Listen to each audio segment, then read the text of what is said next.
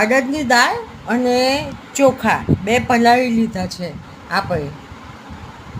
હવે આ અડદની દાળ અને ચોખાનું જે મિક્સરમાં ગ્રાઇન્ડ કરી લીધું છે આપણે, અને એમાં સોલ્ટ અને સોડા નાખી અને ફેરવી દેવાનું.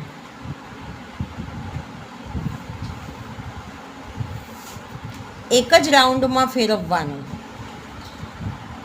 હવે ઓઇલ લગાવીશું ડીશમાં અને એની ઉપર ખીરું પાથરી દઈશું.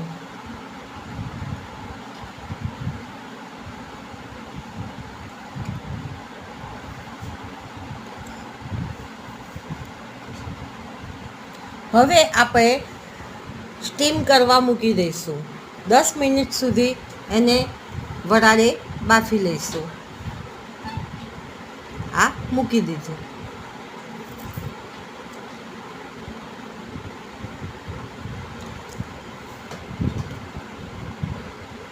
ચેક કરીશું.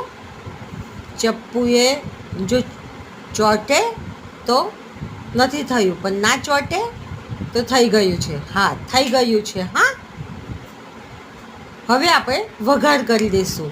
તો રાઈ નાખી છે, લીલા મરચાં, કઢી પત્તા, ધાણા નાખી અને તેલમાં ઉકાળી અને વઘાર કરી દઈએ.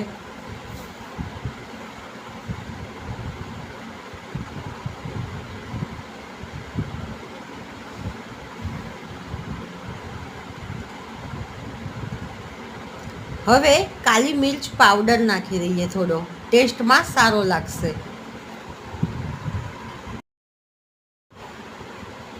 જુઓ છે ને, એકદમ સ્પંચી અને નરમ, ખૂબ જ સરસ થયા છે. દેખાવમાં પણ સરસ છે અને એકદમ નરમ ને સ્પંચી છે.